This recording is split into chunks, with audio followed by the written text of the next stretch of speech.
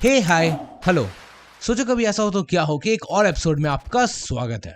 एक बार अपने चारों ओर देखो, आपको कई ऐसी चीज मिलेगी जो इलेक्ट्रिक से चलती है। आपके हाथ में रखा phone, laptop, fridge, trains and almost everything. पर हमारी गाड़ियां अभी तक इलेक्ट्रिक नहीं हुई है। आज जब करोड़ों लोग कार्बन एमिशन और पॉल्यूशन को कम करने की बात करते हैं तो गाड़ियां भी उसी लिस्ट में शामिल जो इन पर फुल स्टॉप नहीं लगने देती। अभी चारों ओर टेस्ला की बात चल रही है जो इलेक्ट्रिक पर चलती है और पेट्रोल, डीजल या किसी अन्य गैस पावर्ड गाड़ियों की तरह कार्बन फुटप्रिंट नहीं छोड़ती है। रिसर्च के अकॉर्डिंग 2040 तक 57% कार्स इलेक्ट्रिक होंगे, विच क्लियरली मीन्स की लेस पॉल्यूशन और लेस नॉइस। तो आखिर क्यों इलेक्ट्रिक गाड़ियां एक बेहतर चॉइस है? सभी गाड़ियों के इलेक्ट्रिक हो जाने से एनवायरनमेंट पर क्या बदलाव होंगे? ये हमारी हेल्थ को कैसे इम्प्रूव करने के लिए रिस्पॉन्सिबल होंगे? क्यों इलेक्ट्रिक कार्स इंडिया में फेल हो सकते हैं? और क्या होगा अगर टेस्ला इंडिया में आ जाए? तो वेट दोस्तों, इन पूरी तरह से हाइपोथेटिकल सवालों का जवाब देगा ये मंदबुद्धि बालक। लॉकडाउन के वक्त हम सब ने देखा कि किस तरह पूरी दुनिया भर में पॉल्यूशन कम हो गया था, वातावरण शुद्ध हो गया था और कई लोगों तो यहाँ से स्टैच्यू ऑफ लिबर्टी तक दिख रही थी।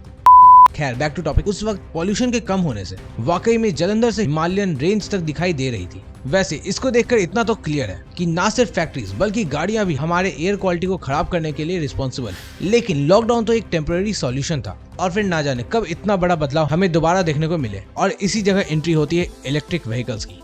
अभी इलेक्ट्रिक कार्स की बात करें तो हमारे मन में टेस्ला का नाम आता है। जिस तरह टूथपेस्ट का नाम लेने से कोलगेट और नूडल्स बोलने पर मैगी। इलॉन मस्क फार साइटेड और फ्यूचरिस्टिक सोच रखने वाले पर्सन है जो इनोवेशन को नई ऊंचाइयों तक ले जाना चाहते हैं। और स्पेसएक्स, टेस्ला जैसे ढेरों कंपनी के को फाउंडर और सीईओ है। खैर, इस वीडियो में इलॉन मस्क की बात नहीं होने वाली है बल्कि टेस्ला और बाकी इलेक्ट्रिक व्हीकल्स की बात होने वाली है और इसके सभी पॉजिटिव और नेगेटिव एस्पेक्ट को कवर करने के साथ ये जानने वाले हैं कि अगर ये इंडिया आती है तो क्या होगा। How Tesla is going to revolutionise automobile industry. सिर्फ भारत में ही हमारी गाड़ियां 12% कार्बन एमिशन के लिए रिस्पॉन्सिबल है। तो हाइपोथेटिकली अगर सारी गाड़ियां इलेक्ट्रिक हो जाए, जो कि वी ऑल नो एक काफी लॉन्ग प्रोसेस है, तो कार्बन एमिशन में हमें ड्रॉप देखने को मिलेगा। एक्सपर्ट्स बताते हैं कि इलेक्ट्रिक व्हीकल्स गैस, पेट्रोल और डीजल पावर्ड गाड़ियों से 4 से 5 गुना ज्यादा एफिशिएंट होते हैं। इन गाड़ियों में नॉइज कम होती है। हर साल भारत में लाखों लोग सिर्फ पॉल्यूशन की वजह से मरते हैं। टेस्ला या किसी इलेक्ट्रिक व्हीकल के आने से CO2 एमिशन एटलीस्ट गाड़ियों से रुक जाएगी, जिससे लोगों का मरना भी जरूर कम होगा और लॉन्ग टर्म पर कई सारी बीमारियों से छुटकारा मिलेगा और कई बेनिफिट्स भी देखने को मिलेंगे।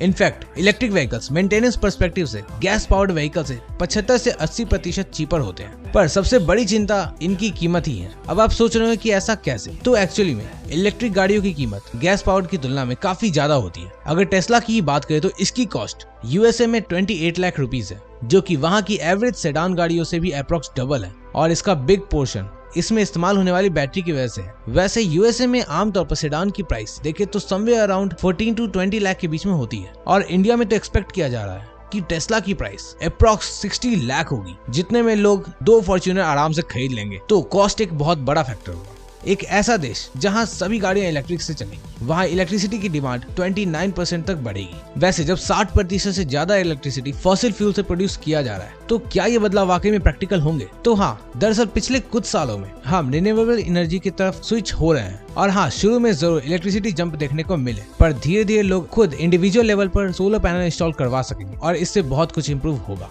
स्टडी ये भी बताती है कि सोलर पैनल के सेल्स हर साल में डबल होते जा रहे हैं और ब्लूमबर्ग NEF से अकॉर्डिंग कुछ देशों में डीजल और गैस पावर्ड गाड़ियों की सेल्स में कमी आई है, जिससे ये तो साफ है कि लोग भी इन पॉल्यूशन से थक चुके हैं। तो इवेंचुअली ग्रीन हाउस गैसेस में कमी आएगी और इस सेक्टर में लोगों को जॉब मिलने भी शुरू हो जाएंगे। BNEF के अकॉर्डिंग इलेक्ट्रिक व्हीकल के मार्केट में आने से रोड फ्यूल्स के लिए डिमांड 13.7 मिलियन बैरल से कम हो जाएगी, विच इज इंसेन। और आपको नहीं पता तो बता दूं, 1 barrel means 159 litre. China already EVs को प्रमोट करने के लिए काफी काम कर रहा है। करेंटली पूरी दुनिया का 45% इलेक्ट्रिक कार्स का स्टॉक चाइना के पास है और वहां बिकने वाली सभी गाड़ियों में 4.2% इलेक्ट्रिक व्हीकल्स होती हैं। इंडिया, जो कि इलेक्ट्रिक कार्स के मामले में काफी पीछे है, ये 3 व्हीलर्स के सेगमेंट में 1.5 मिलियन यूनिट्स के साथ चीन को पीछे छोड़ चुका है। इतना ही नहीं, हर महीने 11,000 इलेक्ट्रिक रिक्शा सड़कों पर आते हैं। पर भारत इलेक्ट्रिक कार्स की इंडस्ट्री में फेल हो सकती है। तो अब जानते हैं उन प्रॉब्लम्स को जो टेस्ला को इंडिया में फेस करनी पड़ सकती है। तो दरअसल टेस्ला या किसी भी इलेक्ट्रिक गाड़ी को बनाने में लिथियम आयन बैटरी की जरूरत होती है और ये पहले तो चाइना से इंपोर्ट किए जाते थे, पर अब चिली, अर्जेंटीना और बोलीविया से इंपोर्ट किए जाते हैं। बाहर से आने की वजह से गाड़ियों की मैन्युफैक्चरिंग कॉस्ट काफी बढ़ जाती है और जैसा मैंने पहले बताया कि कोई भी सेडान खरीदने के लिए 60 लाख खर्च नहीं करेगा, क्योंकि इतने में अच्छी खासी SUV आ जाएगी और साथ में इलेक्ट्रिक कार्स के ज्यादा मॉडल ऑप्शंस भी अवेलेबल नहीं है। और एक बार फुल चार्ज करने पर टेस्ला या कोई इलेक्ट्रिक कार सिर्फ अप्रॉक्स 450 किलोमीटर तक जाती है।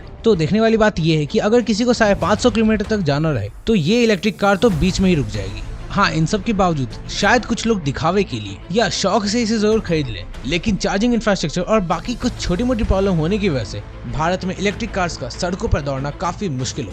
लेकिन अगर सरकार ईवीज के लिए पेट्रोल पंप पर चार्जिंग पॉइंट मैंडेटरी कर दे और टेस्ला की कॉस्ट कम हो जाए, तब हमें कुछ अलग नजारा जरूर दिखेगा और ओवर टाइम तो ये बदलाव जरूर आएंगे।